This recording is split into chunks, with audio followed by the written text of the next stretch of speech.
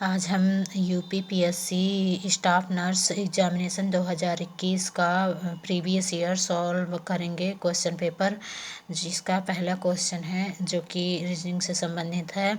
उसको हम पहले सॉल्व करेंगे। एक व्यक्ति ने पश्चिम दिशा में चलना शुरू किया। वह दाएं मुड़ा, फिर से दाएं मुड़ा और अंत में बाएं मुड़ा। अब वह किस स्थिति या दिशा में चल रहा था। तो इसको हम इस प्रकार से स्पष्ट पूर्वक करेंगे, देखेंगे। और ये दाएं से चलना शुरू करता है, आया। तो इस प्रकार से इसका ये आंसर होगा। ए नंबर नॉर्थ, उत्तर की ओर चल रहा था। अगला क्वेश्चन है पी क्यू आर एस और टी 5 घर हैं। पी क्यू के दाईं ओर है और टी आर के बाएं ओर है और पी के दाएं ओर है। क्यू एस के दाएं ओर है। कौन सा घर केंद्र में है? तो इस प्रकार से इसका बना लेंगे और इनके आगे पीछे जैसे क्वेश्चन बोलता जाएगा वैसे रखते जाएंगे तो ये हमारा क्वेश्चन हल हो जाएगा। तो इस तरह से ये क्या पूछ रहा है, कौन सा घर केंद्र में है? तो इनमें से पी देख सकते हैं आप, ये पी केंद्र में है। और अगला क्वेश्चन है हमारा यदि ए का अर्थ है भागे, बी का अर्थ है माइनस, सी का अर्थ है मल्टीप्लिकेशन, तो निम्नलिखित समीकरण का मान ज्ञात करें। तो इस प्रकार से इसके मान में इसको रख दिया जाएगा और रखने के बाद इसे सॉल्व कर लें तो जल्दी सॉल्व हो जाएगा और इसका आंसर निकल कर आ जाएगा 11, जो कि हमारा आंसर होगा। और अगला क्वेश्चन है हमारा सीमा का छोटा भाई सोहन सीता से बड़ा है। श्वेता दीप्ति से छोटी है परंतु सीमा से बड़ी है। सबसे बड़ा कौन है? तो इसके लिए हमें बड़ा छोटा लाइन बना लेना है और छोटी बड़ी जैसे क्वेश्चन बोलता जा रहा है इस प्रकार से ये हल हो जाता है।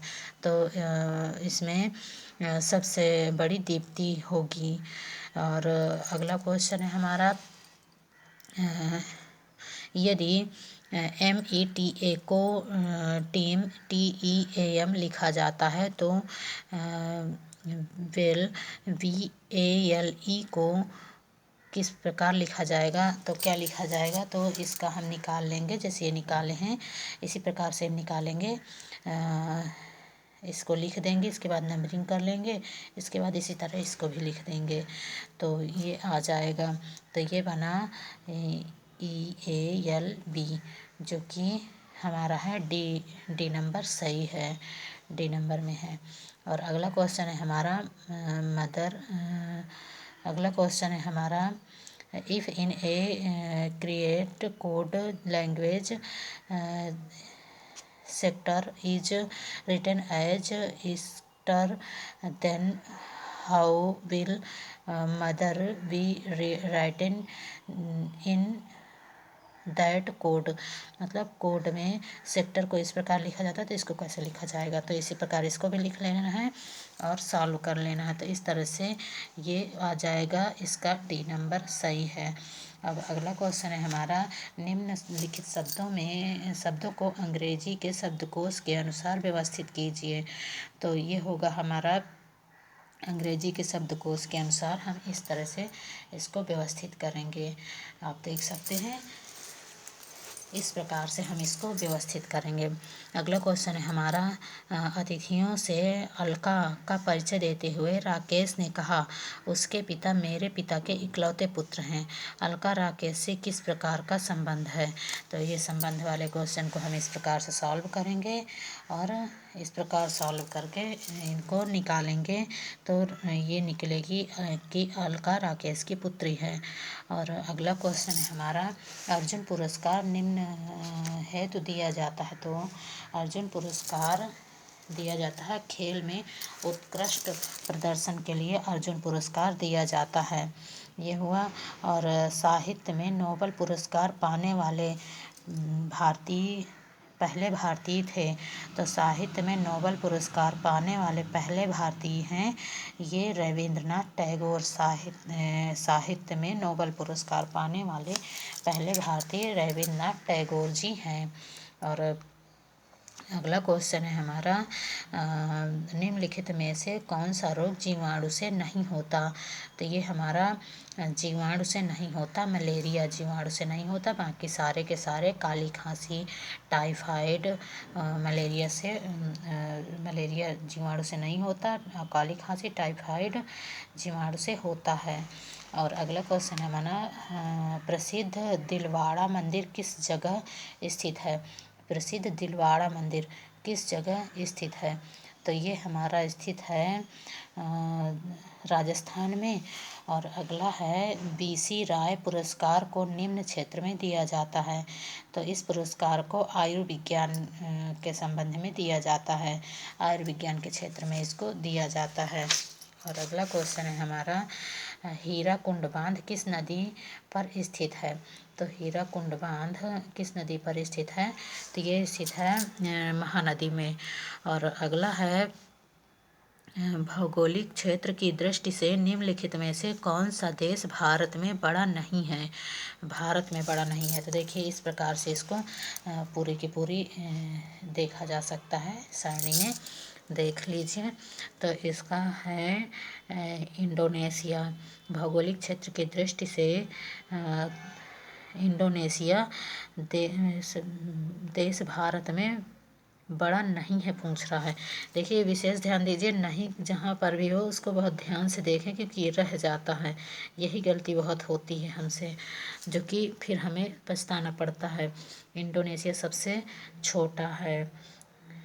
भौगोलिक क्षेत्र की दृष्टि से निम्नलिखित में से कौन सा देश भारत से बड़ा नहीं है? तो इंडोनेशिया भारत से बड़ा नहीं है। और अगला क्वेश्चन है हमारा, वनस्पति विज्ञान के जनक कौन है? ये तो नॉर्मल है क्वेश्चन, इसका आंसर तो सभी जानते होंगे। तो ये है थियोफ्रेस्टम है इसके जनक, वनस्पति विज्ञान के जनक। एडम स्मिथ, ये देख लीजिएगा, एडम स्मिथ अर्थशास्त्र के जनक है, थियोफ्रेस्टस वनस्पति विज्ञान के, और कार्ल लिनियस द्विनाम पद्धति के हैं। और अगला क्वेश्चन है हमारा, निम्नलिखित में से कौन सी भौतिक विज्ञान शाखा परमाणु नाभिकी के अध्ययन से संबंधित है? तो ये संबंधित हैं, पहले ही है नाभिकीय भौतिकी। और अगला हमारा 18 नंबर का क्वेश्चन है, निम्नलिखित पुस्तकों में से किसे महात्मा गांधी द्वारा लिखा गया? तो ये है महात्मा गांधी द्वारा लिखी गई पुस्तक का नाम है हिंद स्वराज नाम है। महात्मा गांधी द्वारा लिखी गई पुस्तक का नाम हिंद स्वराज है। और ये कुछ पुस्तकें हैं जिनको भी पढ़ लेते हैं, आ सकती हैं। Hindu view of line Sarvepalli Radhakrishnan द्वारा लिखी गई, हिंद स्वराज महात्मा गांधी द्वारा लिखी गई हैं। और discovery of India Jawaharlal Nehru द्वारा लिखा गया है। माई टूथ इंदिरा गांधी ये हैं। अगला क्वेश्चन है हमारा, थॉमस कप और उबेर कप निम्न की प्रतिष्ठित ट्रॉफियां हैं।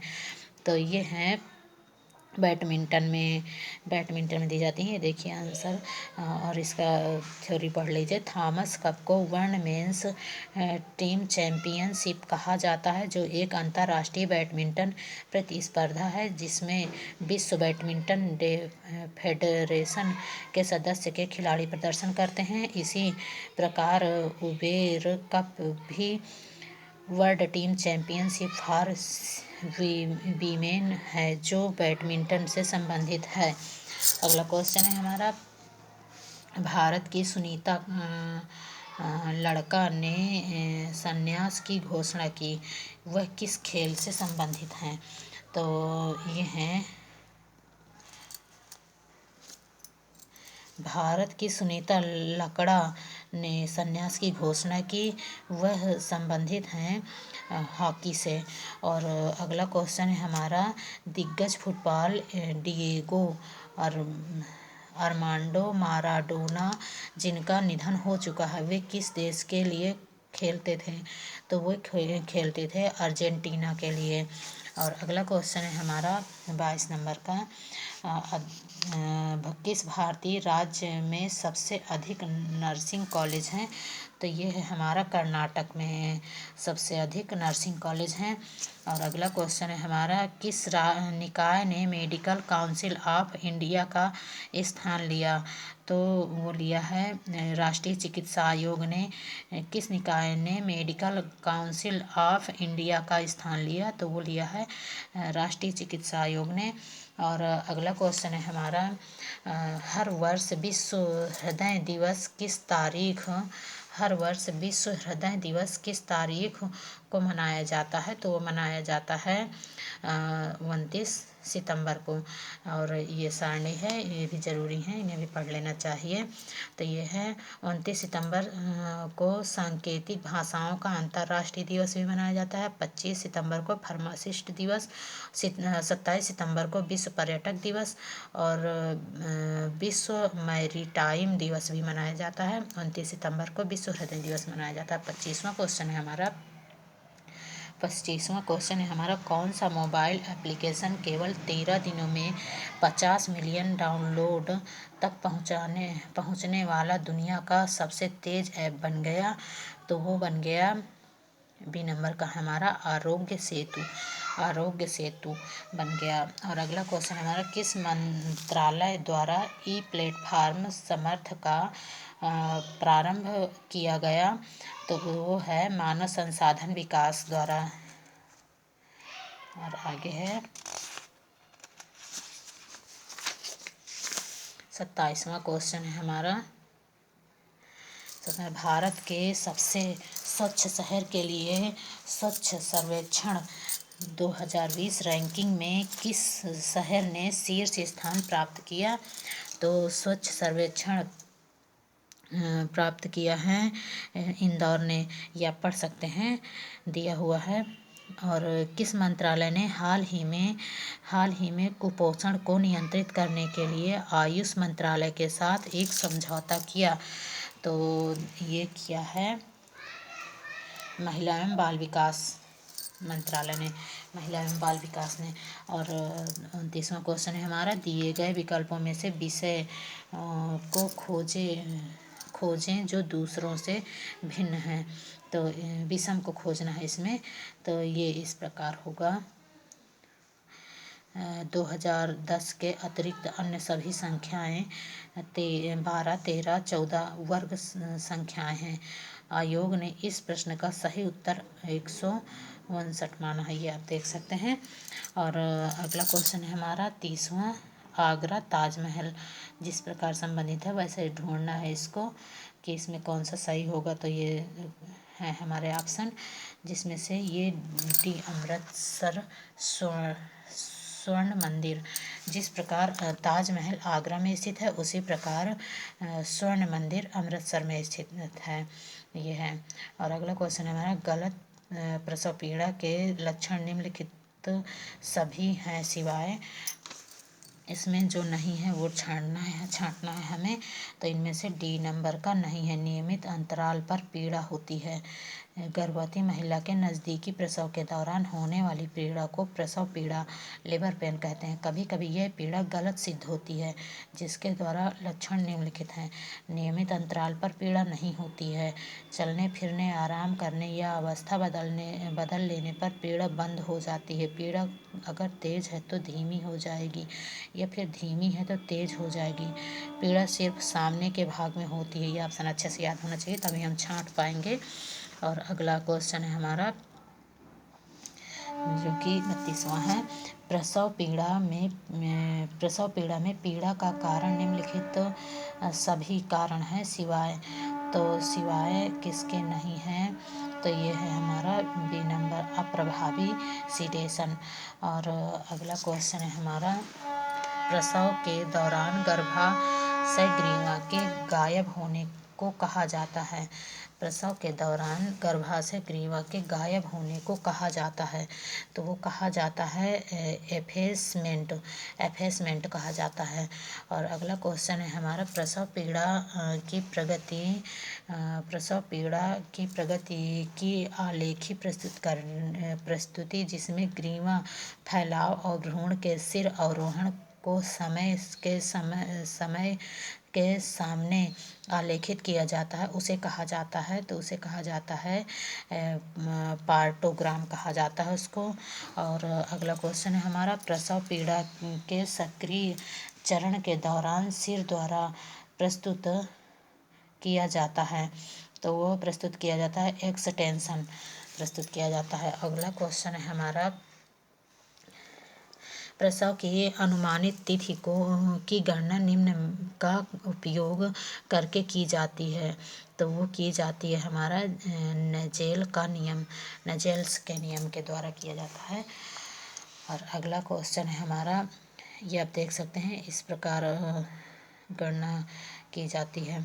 अगला क्वेश्चन है हमारा, मैथिली और उल्टी में आमतौर पर गर्भावस्था के 4 से 6 सप्ताह के आसपास शुरू होती है, उसे कहा जाता है, उसे क्या कहते हैं, तो मॉर्निंग सिकनेस कहते हैं उसको। और माता द्वारा महसूस की जाती भ्रूण की प्रथम हलचलन को कहा जाता है, तो ये क्विकनिंग कहा जाता है। और अगला क्वेश्चन है हमारा, गर्भाशय में भ्रूण की हृदय गति की सामान्य औसत सीमा है, तो वो है हमारा वो है 120 से 160 बीट्स प्रति मिनट, 110 से 160 बीट्स प्रति मिनट, ये आप देख सकते हैं। और 40 नंबर का क्वेश्चन है हमारा, एक महिला जिसने एक बार एक भ्रूण को जन्म दिया है जो जीवन क्षमता के चरण तक पहुंच गई है, उसे कहा जाता है, तो उसे कहा जाता है प्रीमीपारा, प्रीमीपारा कहा जाता है। शेष अगले क्वेश्चन 41 से हम अगले दिन पढ़ेंगे।